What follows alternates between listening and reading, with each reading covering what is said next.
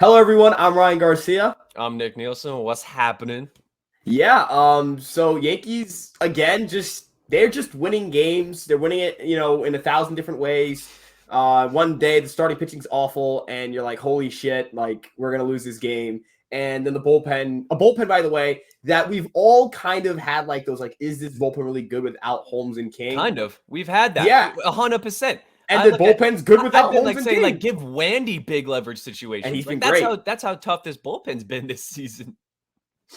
And look, man, I mean, I know I think the guy we really have to highlight here, Schmidt's been in extra innings, like consistently he's done a job there. Wandy's obviously, and for a while now, Wandy's really been like a nails so guy. much more credit. Like the dude has been arguably he's got the second most innings or third most innings on the team right now behind King and Clay, and he's been doing the damn thing. Like his changeup's one of the best. We know that. And him being, I will say, he's definitely kind of more of a specialist than you'd want out of a lefty. But he can get righties out. Like that's what's nice about him. He can get righties out. Obviously, he's more dominant against lefties, and you kind of feel scared in certain righty matchups just because he doesn't use his slider a lot, so he doesn't have. He really is always going in one direction, which is the outs, away to righties and into lefties. But the guy I really want to highlight, and I have to do it because I know you love this guy, Ron Maranacio. Since being called up, outside of that Tampa outing, he has looked remarkable. So good, dude. I tweeted about this. And the big change is his changes become his primary pitch, right? It's an 80 great pitch, dude. Yeah, the slider obviously looked like, I think visually speaking, the slider is very pretty to look at, but it's clear he doesn't have the command of it he'd like. The fastball, again, that's a pitch where I think he's going to start throwing it harder as he gets more comfortable at the big league level. But at 94, it's not like a great pitch. It's got great movement, but it's not like blow you away best fastball. I want to say he threw 196 yesterday. I could be wrong on Savant. Like he at least reached 96. And you tweeted out, I want to say last week, a great tweet where it's like Ron Maranacio hit 100 in the minors last season. Yeah. So it's like, he can pump it. It's just a matter of, do the Yankees really want him to? Like if he's throwing 94 he really feel comfortable and can locate, yeah, exactly. Like if he throws 100 and can't locate that shit and like can't hit the side of a barn like a Robles, then don't throw 100. So he's throwing like 94, 95, and again, his biggest flaw is still his location. Like he still has some problems locating pitches and not nibbling. But specifically yesterday, that leadoff or that walk he issued shouldn't have been a walk because he struck the guy out and the ump missed the call. It's also not a terrible 2 extra pitches. And again, we know that I'm not a walks guy. Yes, however, that was with a runner on walk. second, with a runner on second, I can think of worse situations to walk someone because you at least set up the double play. So it's not terrible. And I will say this as well. Contreras out very easily, and those are their two best bats by far. And one thing that Morel's been very good this year, but he didn't. I don't think he came up in that inning. I think it was the last out of the other inning. But one thing he's done very well since coming back up is his changeup's been very effective, and he's just used it a lot. Like, he doesn't really necessarily locate that pitch well. Like, he's not spotting his changeup. You can see Higashioka set up, like, down and low, and he misses way in. But the thing is, guys are chasing, right? And here's the thing with Maranacio. When you can be effectively wild, you don't really locate it well, but they're still chasing at that pitch, right? You have something effective. Yeah. His fastball, I'm convinced he can throw for strikes if need be. And I think, again, as he gets more comfortable, you can kind of air it out a little bit. We saw also Michael King. Michael King, if you look at his clips from 2019 of his fastball, he was not throwing hard, like at all. He was throwing 91, 92. Like he was a soft tosser. You look at Clay Holmes, first coming over last year, 94, 95. I know yesterday the radar gun was hot, so I'm not going to use yesterday. But he still touches 100 easily. Right. He touches 100 with the sinker. This year, he's throwing harder. Like he's throwing harder. For Severino this year compared to last year. Last year was hitting 95. This year is hitting 96, right? He's throwing harder. These guys are getting more comfortable. Sevy's so good this year, man. I'm so happy about it. A little sidebar. Like, I know coming into the season, we talked and you're like, I'm expecting big things from Severino. And I was a little bit hesitant because of the fact that I didn't know what the role was going to be for him and how the Yankees were going to want to use him, if they were even going to let him try to pitch past the 6th inning. Yesterday, in the 5th inning, he came out there with, I want to say, like 92 pitches in the 5th. And I was like, damn, like, I don't know if he's going to be able to get out of this. And then he just battled back, fought through a difficult inning, and then pitched another one. Like, Sevy going 6 innings yesterday was very, very, very underrated. Like, it wasn't the prettiest 6 innings. He had 10 strikeouts, only walked 1, gave up a run, only allowed 1 hit. So it was a great outing. But when you watched him pitch, you could see he was laboring a bit. Nonetheless, he just grinded through it. He's an absolute warrior. This whole rotation, this whole bullpen, I feel like every guy out there is a warrior. Like Litke, when he came in against the Twins the other day when Cole had his fucking stinker, I was like, how does Licky have a 5.1 ERA and we're still trotting him out there? And then he threw 2 innings and he proved me wrong. Shut my mouth. So like there are guys that can do it. And with Maranacio, especially this year, what I love, like you said, dude, you're 100% right. Him throwing his changeup more is what he needs to do. He's Tommy Kahnle reincarnate. Like, yeah, I want to say someone's referred to him as Adam Ottavino as well. I will say I don't think he's kind of an Adam Ottavino comp because Ottavino plays so heavily off of his fastball slider, and Maranacio does not at all. But like this year, dude, he's throwing 70 changeups. Sure, small sample size. Batters are slugging 0.76. Yeah, and if you look at the chase rate, you look at the chase rate, it was, so for context, right? Like if you want to have like a baseline for chase rate, 30% above 30%, you're chasing too much. Below, you're not chasing a lot. You look at his chase rate in the month of April, that first stint, he had that really good first outing, and then after that, it was a nightmare, right? Yep. You look at the chase rate, it's a little bit over 25%, so they're laying off a lot of pitches. They're very disciplined against him. After that, in May, it was at 35%, and in June, it's over 30%. So they're chasing at his pitches, and that's because the changeup, right? They're swinging at, like you're seeing righties swinging at changeups coming in on them. You rarely see that because it moves so much. It's got great movement. It's late movement. It's a good pitch. It's more of a screwball, honestly. Like, I was about to say, his changeup's really weird. Like watching him throw, because his changeup's got the same vertical break, same spin rate basically, and same horizontal movement as his slider. Like, it's really weird if you look at the two pitches. Yeah, exactly. So it's like his changeup has 18 inches of break in terms of total movement, and his slider's got 18 inches of break in total movement. So, and then you look at the active spin percentage, and both are like, the slider is his worst pitch. That's what I will say. That's why he throws it the least. It's his worst pitch. And because he has no control under it. Yeah, it's just his command thing. But once he gets that slider to where he can start kind of doing backdoor and front door sliders at like will, we will see Ron Maranacio just completely take over the league. And I'm here for it. I love it. Like, people were clamoring on Maranacio after he had that tough outing against the Rays. But my reasoning behind it not being a great outing was, one, it wasn't a clean inning. Two, he hadn't pitched in 10 days. So it's like, you give him the reps. We're seeing now when he's actually getting like bullpen opportunities to pitch in games on 2-3 days usage, we're seeing what's happening. His FIP is like a 2.5 this year. Like, all of his expected stats and his peripherals show that Ron Maranacio has the stuff to be an elite arm in this bullpen. Like yesterday, Alex and I talked about acquiring a Marlins bullpen guy like Blyer or Tanner Scott or Anthony Bender, who I love, Cody Petit, like Okert. Like, there's a lot of guys there that you look at. But then you look at their numbers and you look at Maranacio's, and it's like, take away ERA, and Maranacio's having a better season than all of these guys. And another thing I want to talk about here when it comes to Maranacio is, right, we mentioned like the slider he's kind of stayed away from, right? Yep. There's a lot of factors with Maranacio that makes him more valuable, like just bringing in some random guy who may or may, like, not, he's definitely better, may or may not be better.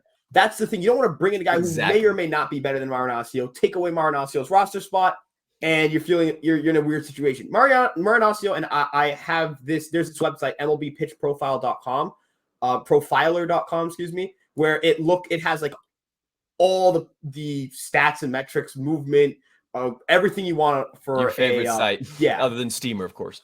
Of course. Steamer on Fangraphs, love it so much. They reclassify all the pitches he's thrown, all your pitches you've thrown, right? So if you like, his changeup is reclassified as a screwball. His slider is reclassified as a riding sweeper.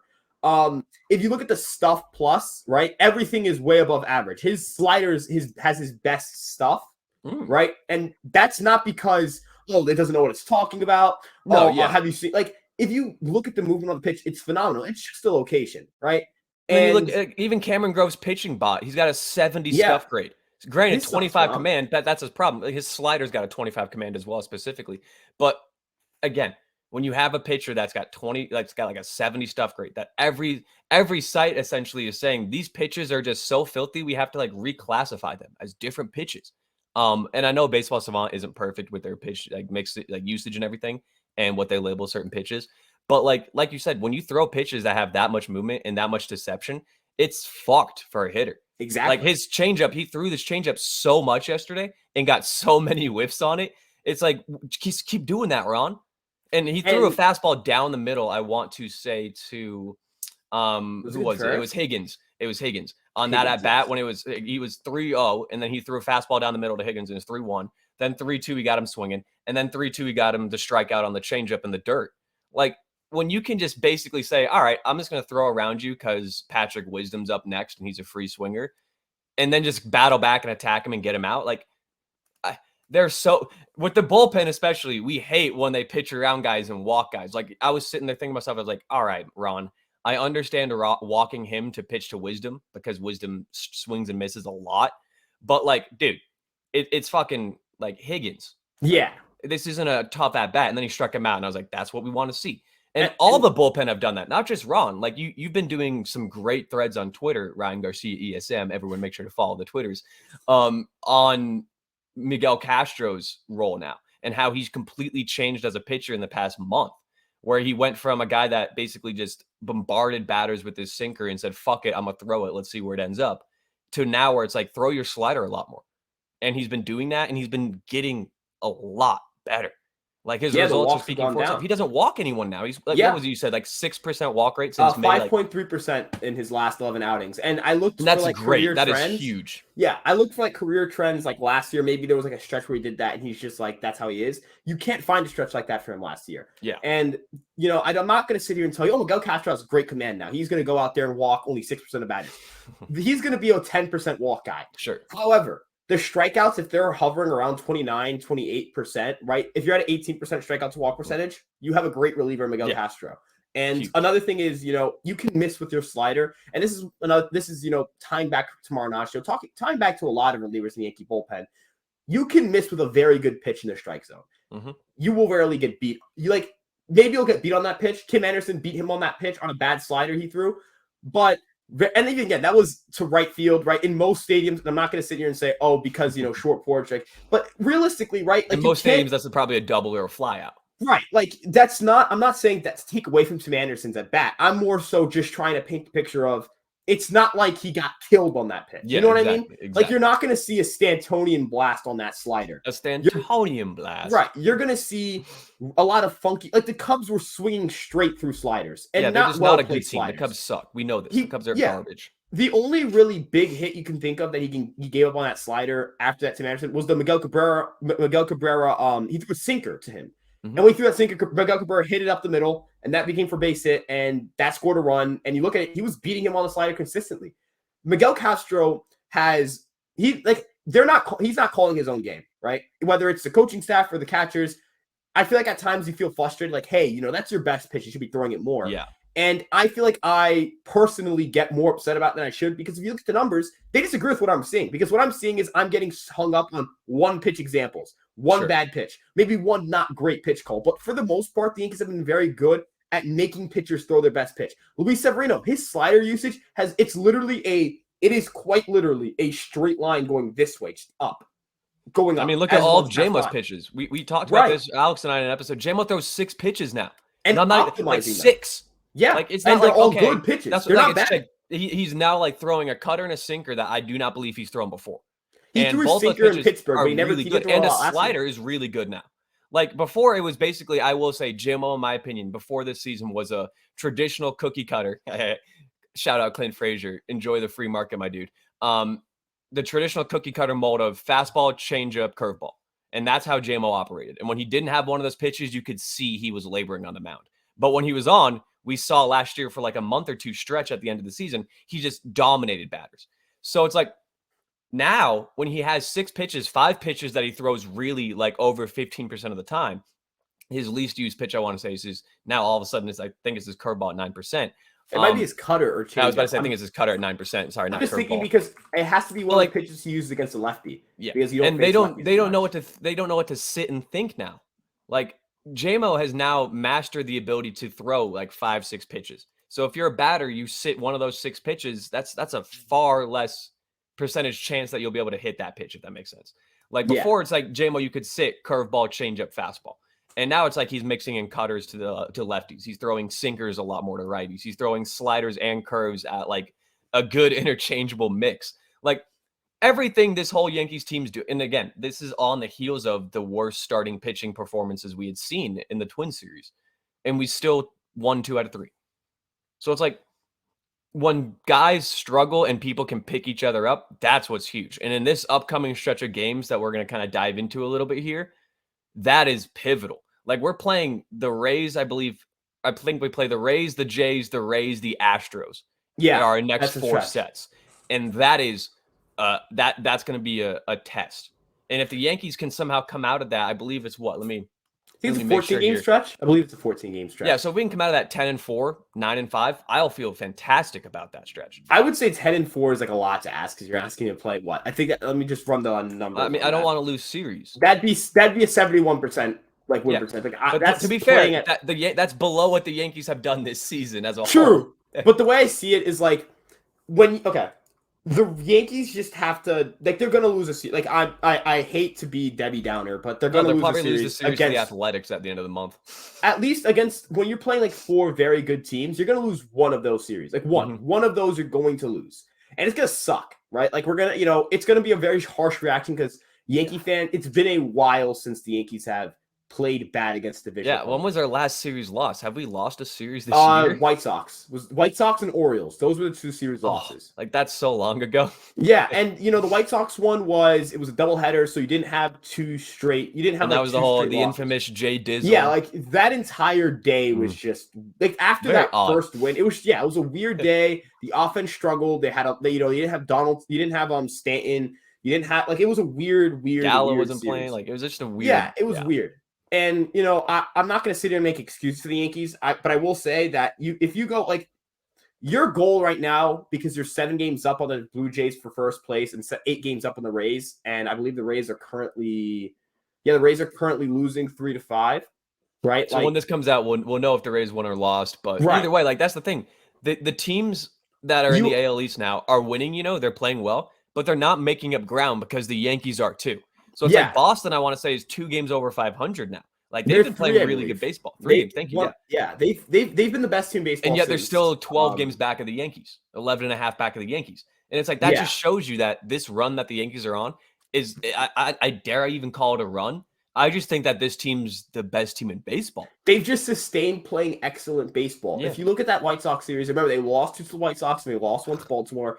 And, it looked like the wheels may have started to come off a little bit. Where it's like maybe this team, and even against Tampa, their offense went lifeless in the last. Even against the Twins earlier this week with the pitching, it's like maybe things are starting to level out. And then they do the thing where instead of what they do last year, which is play a 10-game, 11-game, 12-game, 13-game, 14-game, however long it is, a sustained stretch of not being a good baseball team. Not even just not being a good baseball. Being a flat-out fucking terrible team. Bad. Yeah. They were really, we've talked about this so much. They were bottom 5 in baseball and slugging without Judge and Stanton. They were a bad team. Terrible. And now they're just a good team.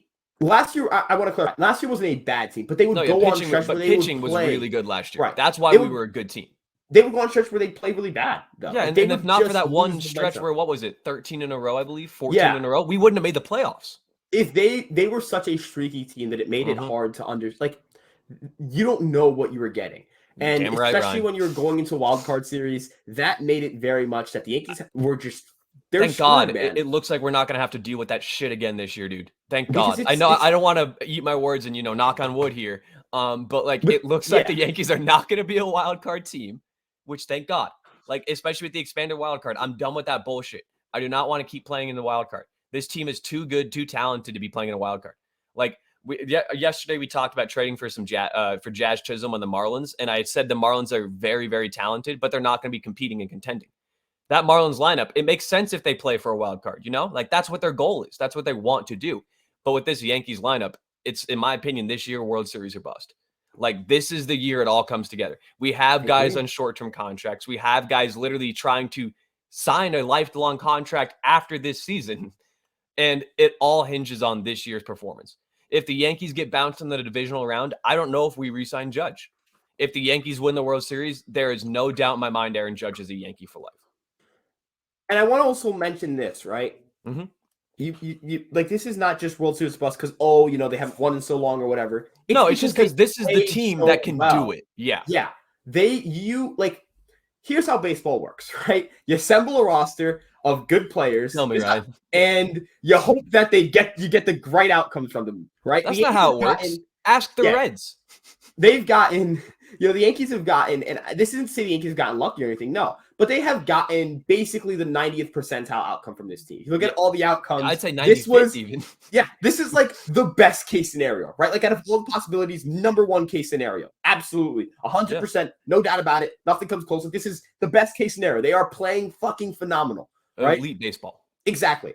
And you cannot, like, coming into the deadline, I'm not even saying the Yankees have to go out and, throw away Oswald Peraza, throw this guy. Like, that's not what I'm But I will saying. say, if they do, I wouldn't be mad. No, exactly. Like, this team is so good, it's worth it. And there are glaring issues that you can improve upon. Like, again, coming into the season, we are both like, I want IKF to be that guy. However, he hasn't been that guy. And so if Wendell comes back healthy, you go get a middle infielder at the deadline, even if you have to expend a bit more than you'd want to, that's fine.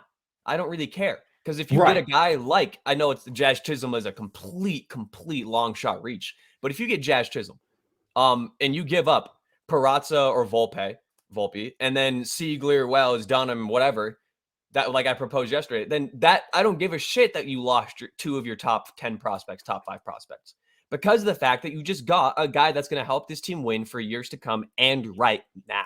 So it's like there are so many trade targets that we can talk about. And that's why I'm excited for this back half of the episode, for the next like 10 to 15 minutes of this episode, because we're just gonna be talking about trade guys. Like the one that really stumps me and I'm pissed about hearing is I think Joel Sherman reported that the Yankees are listening in on Victor Robles, or the teams in the AL East are looking at Victor Robles. And I'm like, what?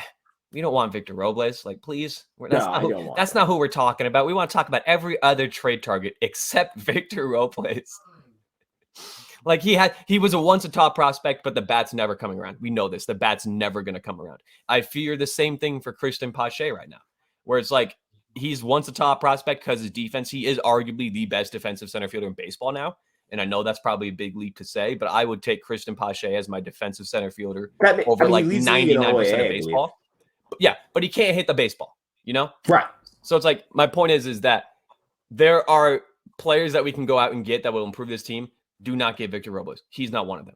I agree. So like, what's one of your big trade targets you want, Ryan? So I've talked extensively about Joey Gallo. Joey Wendell. I was about to say Joey Gallo. There's another one? Fuck. Is this one bat 300? Do they offset each other? Just a complete opposite version of him? One is a 40 home run hitter. The other one does not hit home runs. That's what I was about to say. One's like him, and then the other one's Nick Madrigal, like duplicated. Yeah. That would be a fun like I want to see like Nick Madrigal. It does make you wonder. Like imagine Nick Madrigal 6'6". Imagine if he still hit the way he did. Imagine if they just combine like skill sets. Like that's fun. But for me, he'd be a 10-WAR player. He would be. If Gallo and Madrigal combined skill sets, he'd be. Oh yeah, absolutely. They'd be like, because he'd have the speed, the base running, the defense, and the batting average, and an ability not to strike out of Madrigal, and he'd have his own power, build, arm range. UZR. His UZR is surprisingly pretty good this year, and out of right field, he's been a monster. So it's like left field, you combine those two, that's a 10-WAR player. That's the best player in baseball. And I know that's crazy because Nick Madrigal isn't anything. I don't think that's really crazy. It's just like they complete each other so well. Like their holes are. You complete me. Yeah. But like Joey Wendell for me is like the ideal Yankee infield target because the shortstop market sucks, right? And this is kind of, this is like really just, free agency, man. We really kind of dropped the ball not signing a shortstop. But I mean, Wendell is. I don't want people to think when I say this like, oh, you're advocating for the Yankees to acquire a mediocre player. He's a league average hitter, probably like a 100 to 105 OPS. He's been a career good, decent player. But with that being said, a 100 to 105 OPS plus shortstop with good base running and elite defense at shortstop is no longer just, oh, he's a solid player. He's a very good baseball player.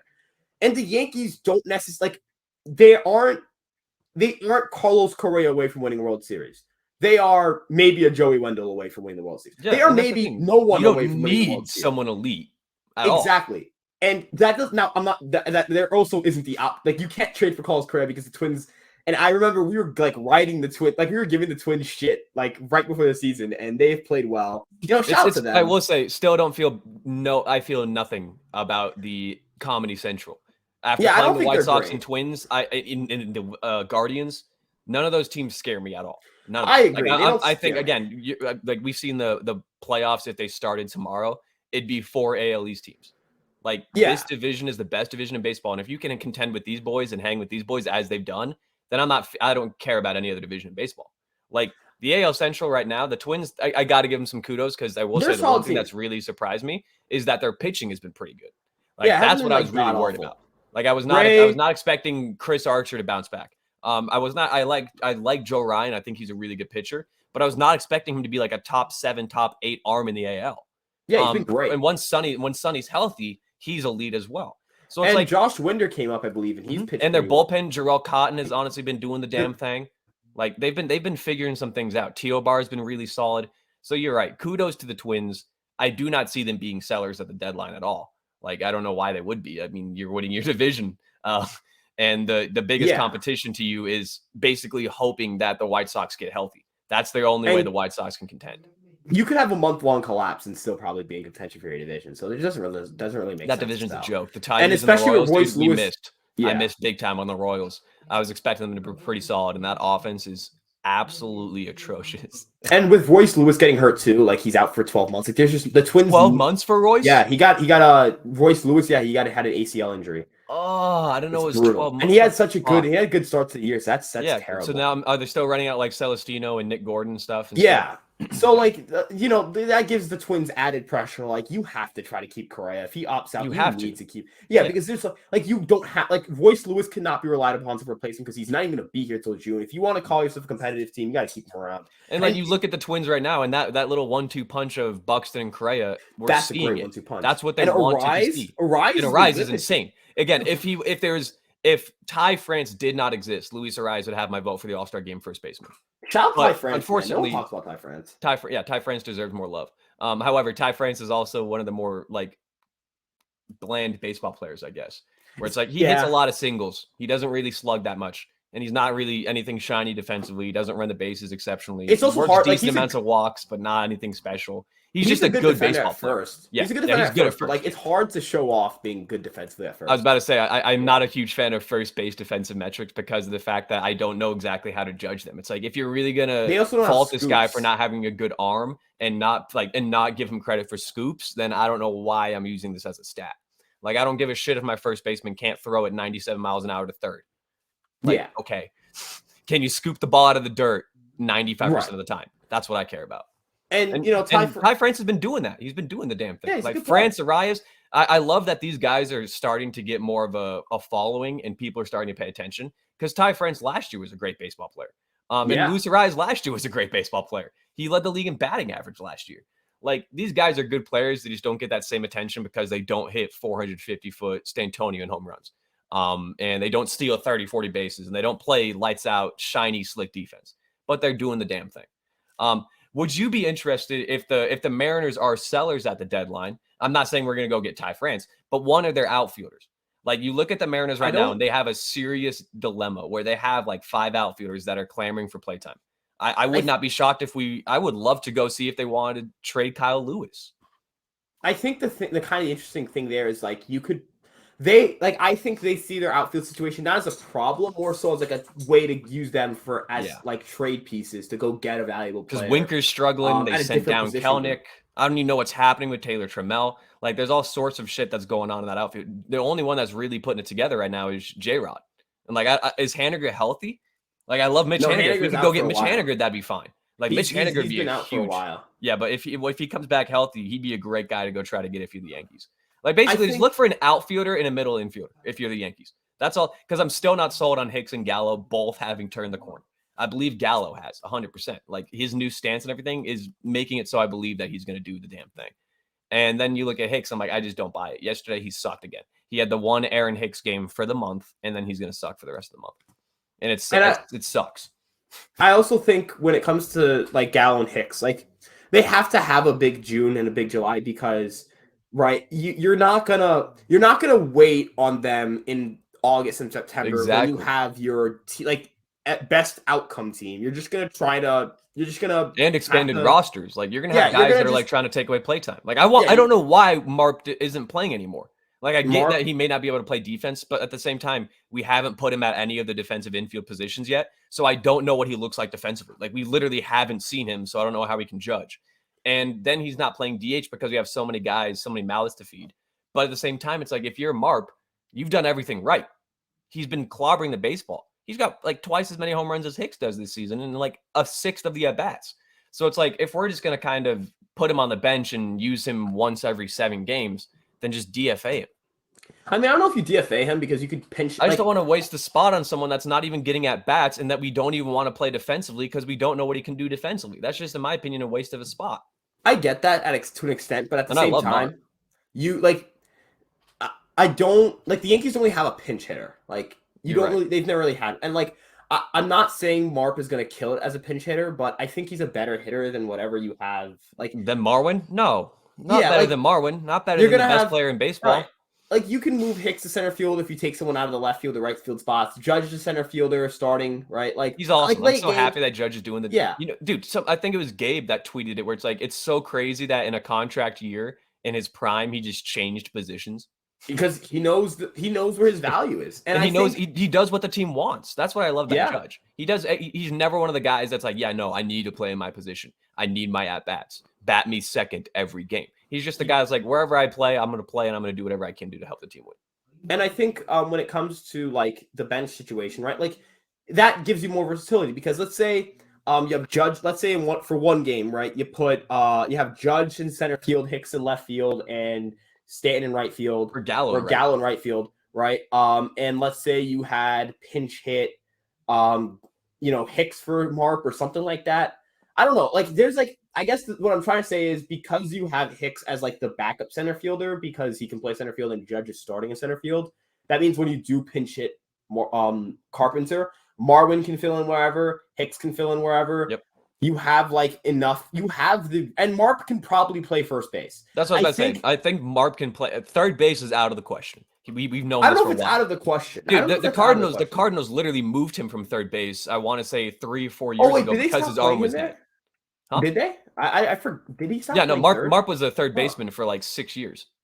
Oh, I'm confusing that in second base. I remember he did play some second base. He played second base a bit because they moved him there because they're like, all right, hey, you can't play third now. He did have 5 OA in 2019, 2 in 2020, and 2021 wasn't great, but he also only played like 37 innings out there. That's so I don't know if he didn't count.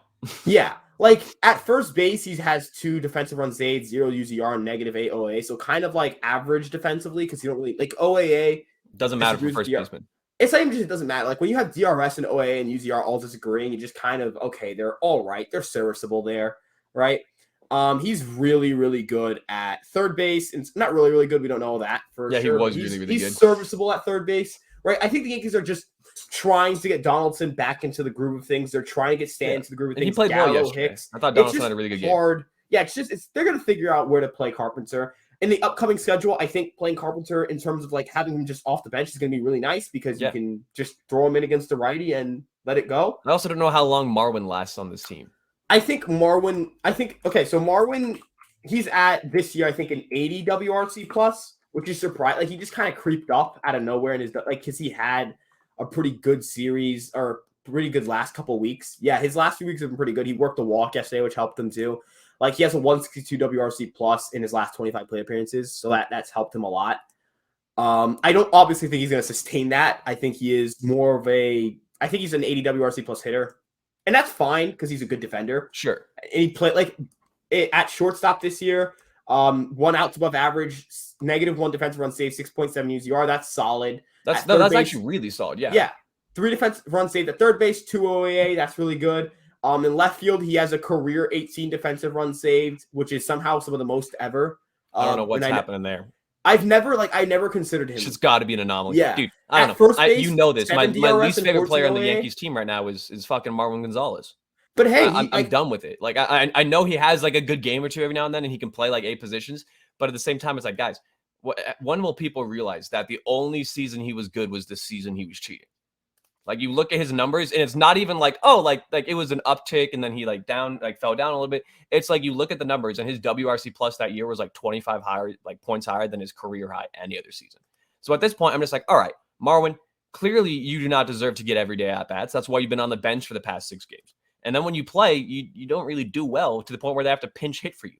So it's like, I don't know. I'm getting mad at the littlest things with this team because it's so good that we can do this. where it's like we're very fortunate and lucky that we're not in the spot where it's like we're the Brewers, where you can point out like 8 problems with that team, even though they're still winning games. We're in a position where it's like, all right, middle infield fix it, outfield try to fix it, bullpen help. But at the same time, we don't need to expend a ton or send out a ton of prospect capital for a bullpen arm. Like Daniel Bard and what's his name? The other Rockies Tyler Kinley. Kinley, yeah. Both those guys would likely cost nada to get.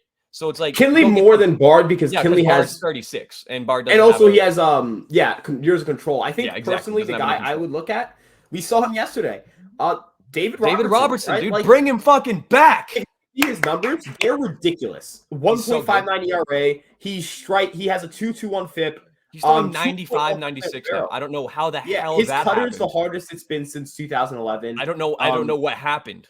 He's got great stuff. Like, I don't know if it degrades during the season. York. That's his home. Like, I know he's a Bama boy, sure, but New York is his home.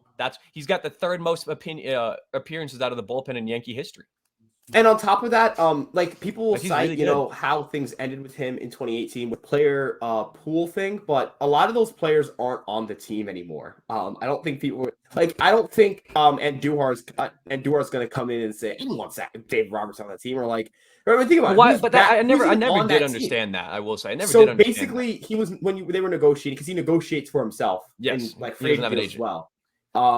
He had carved up a plan where certain staffers weren't going to get part of the pool, right? Nice. And I'm not saying that's good or bad. I'm not saying that's right or wrong. I'm just saying I don't like, if you look at the infield for that team, it was Gregorius, Glaber, Andujar, Voit, Sanchez was the catcher. Voit as well. 20. No, that was the year after. Sorry, my bad. Year after. Catcher was Gary. Backup was Romine. Left field, right field, center field. Left field, center field, right field was Gardner, Hicks, and Judge, and McCutcheon was thrown in there. DH was staying. How many of those guys are still on the team this year? Dude, there was like 3.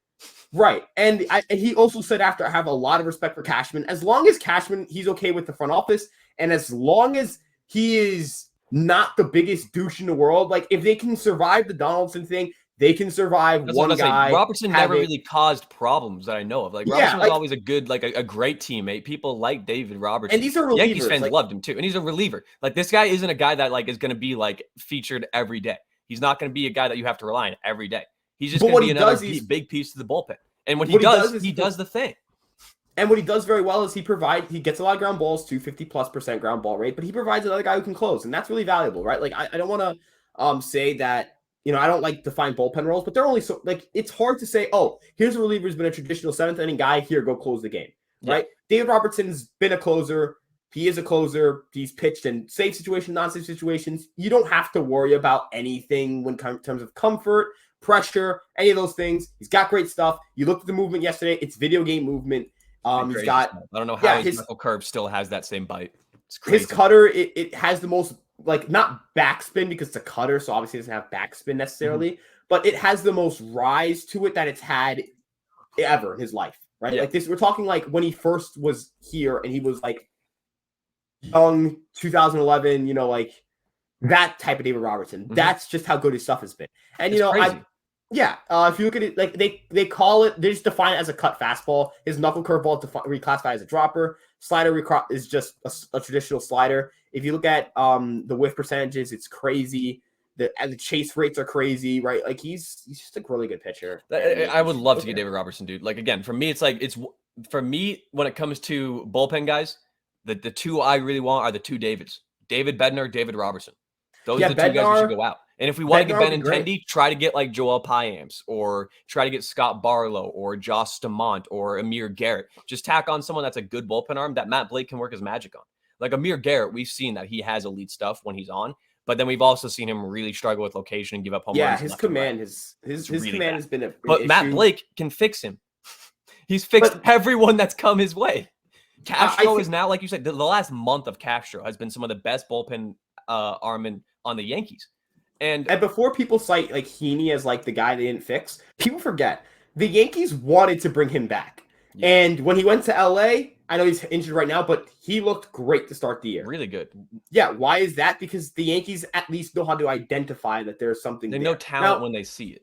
We are just speculating guys we think are either performing very well or have adequate stuff to be fixed. Whether the Yankees agree with us or not are different, right? And I want people to trust the Yankees. I want to make sure that people trust the Yankees to identify that talent because they're so good at it. Again, everyone and their mother, if they were the Dodgers and they saw that they were Yankee fan, you put a Yankee fan in the Dodgers GM shoes, and he goes 1 year, $8 million, they would have gone, hell no, absolutely not. And that would have been a bad move, right? Like, yeah, I mean, when you signed, pitcher. I laughed. I was like, $8 million. Right, I laughed too. I was like, $8 million. I was like, did you guys watch the Field of Dreams game?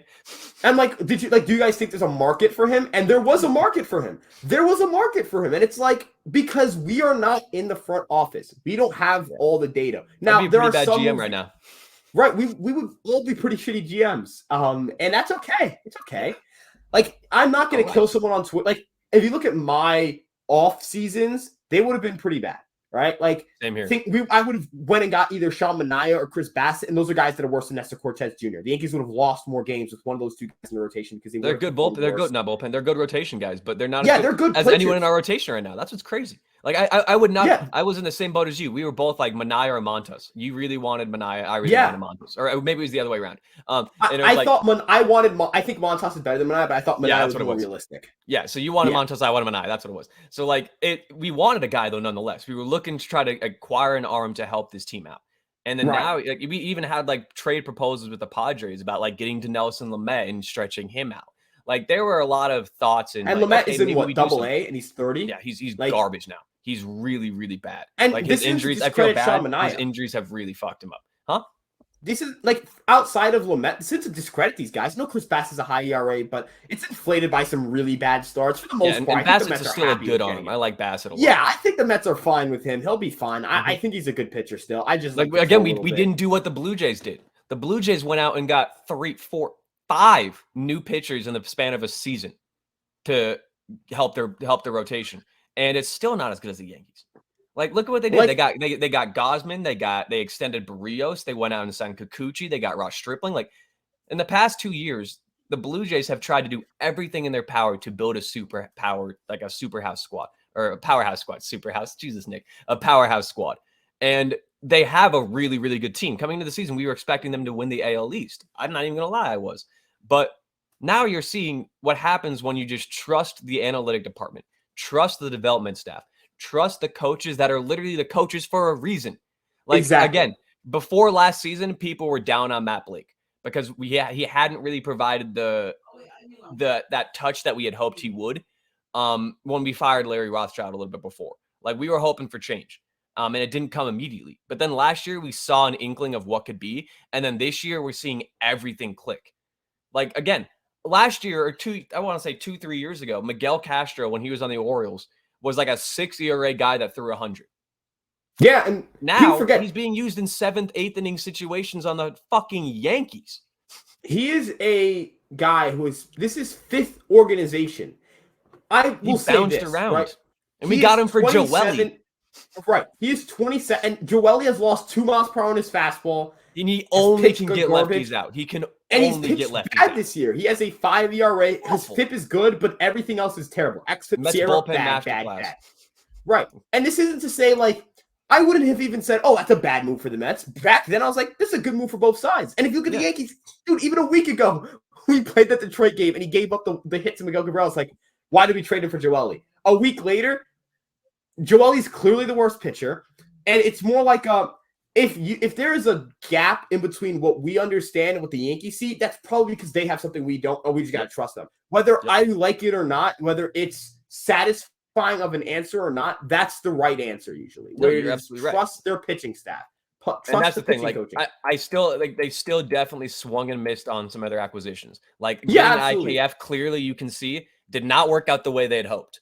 And then of course Gallo, that's a trade that you probably look back on maybe because you'd probably like to have Ezekiel Duran. Well. Yeah, you'd like to have Josh Smith. Yep, there you go. Yeah, not really Glenn Otto. I mean, I like Glenn Otto, but I don't think you're like crying about losing him. I think he's a fine pitcher. Duran is the big one though, because Duran is a guy that legitimately could be like a 2020 player and be a namestay in a lineup. Yeah, and he could have played like shortstop for the Yankees. And exactly. And that's our biggest problem. That's the biggest flaw. Yeah. However, you look at other deals they've made, like getting Trevino. Huge. That's a great. Huge they deal. Traded Albert Abreu, and Albert Abreu got DFA'd. Yeah, like, and now he's on the Royals. Everyone was like, "Oh, he's got all the talent in the world." Sure, Jose Trevino is what 25th in win probability added, right? He's like the best without catcher Jose in baseball. Trevino, right? You replace Jose Trevino with Cal Higashioka and Rob Brantley, and the Yankees lose 3, 4, 5 games minimum. Yeah. Kyle Higashioka this year, dude. It's like unfathomable how bad he has been. And then the moment he gets pulled yesterday for Jose Trevino, the game's over. Like I don't know how he has a 0 F4 this year. It's because his defense has still been pretty decent. But a 16 WRC plus in 99 plate appearances, like you have to legitimately be going up there thinking to yourself, I'm going to do whatever I can do to fuck this up. Because there's no other explanation for it. Like, I don't know how you can be that bad. And Trevino has given the Yankees the luxury of being like, all right, Higgy, we're going to start playing you less and less. Because initially it was just going to be a platoon between the two. And now Trevino, because he's so good offensively, it's made it so they cannot bench him. Like yesterday, he came in yesterday and reminded everyone, like, why was I benched in the first place? Yeah, exactly. And, I think another thing with Higashioka is he doesn't have a single hit. He doesn't have a single hit on fly balls. People forget the WRC plus on fly balls is like a 160. Like, it's impossible. I think he's got to be due for positive fly ball regression. Yeah. Like, it can't be like it's bad like this all year. He also only has 4 extra base hits in a year. When Wortvet gets back, it's going to push the Yankees to have to make a decision. Yeah. Because, Wortvet has options, but you are trying to win right now. And Higgy's not helping you win. And if anything, he's the only, I was talking about this. The only thing Higgy did well yesterday, the only thing was catch Maranacio. There was a lot of bad pitches by Maranacio that were like well outside the zone that he stopped from going behind the plate or passing his glove or leading to guys advancing. And that was the best. He's a great defender. Yeah.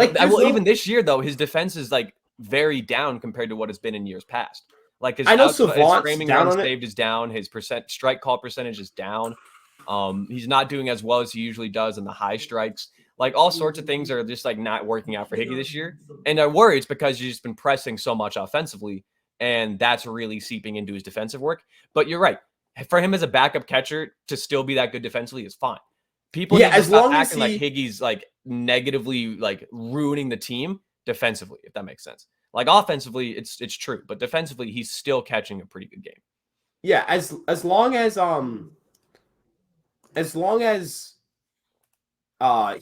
he can get to like a 60 OPS plus, you're fine with him as a backup. I don't even know if he's gonna do that. That's what's sad. And also the thing is he's a righty and Trevino's a righty. You probably just rather have Wortvet because he's a lefty. That's basically it. And that's he's a good defender. We know he's a good defender. Yeah, like that's why we traded for him. That's how it is. Yeah, it's unfortunate, but that's how it is, right? You want to have a lefty righty catcher platoon, not righty. But yeah, I think overall, some things that aren't great. That happens with every team. Sure, of course. Yeah, no one's perfect. But this team has pushed the envelope to be as close to it as possible in terms of perfection. I mean, they're 41 and 16 or 42 and 16. Like that is unheard of good. Yeah, I think they're great, and I'm really excited for them to play the rest of the season. This was a fun episode, dude. I had a good time with this one. Like, absolutely. I think that there's definitely so many more trade targets that we could talk about. I mean, another Cubby that showed out, honestly didn't do bad at all yesterday was Ian Happ.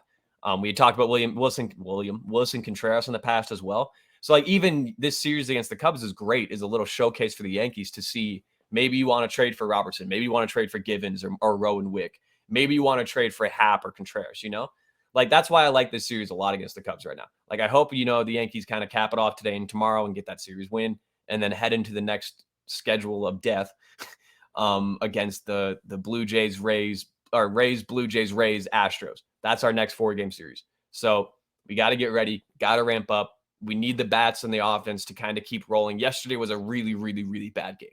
Or whenever this comes out, I believe that'll be Friday. Friday night's game was a really bad game. When you go like 1 for 20 with runners in scoring position and win, thank God the other team is worse than you. Yeah, let's clarify though. Bagging for the offense, pitching great. Yeah, pitching awesome. Pitching was awesome. Like everyone did their job. I was like, damn. Like I was worried because I was like, I don't know if we're gonna be able to squeak this one out. And once it got to the 12th, 11th, 12th, 13th innings, I was like, how much longer can this go? And then my guy Ron came out and did the damn thing. So I don't know. It got his first career win. Just an awesome game, like for him, obviously, not for the offense, but hopefully the Yankees kind of keep piling on. Hopefully the pitching keeps doing what they're doing. And hopefully this upcoming schedule they can get through this big test. Because if, like I said, 9-5, 10-4 in this 14-game stretch, that is an awesome stretch. Yeah, and I think ultimately, just hope that we can continue the stretch against some tough opponents coming up. Finish the job against the Cubs. Go win some series against some good teams. Yeah, that'll wrap it up AL East here. Teams, boys. Yeah, that'll wrap it up here. Big couple of weeks coming up. Thank you guys so much for listening. You guys know where to follow us. Our Twitter handles are above our heads. Subscribe below, baby. Yeah, comment. Let me know. Let us know what you guys think. Follow us on Twitter at Fireside Yankees as well, and check out Empire Sports Media. We'll see you guys in the next episode.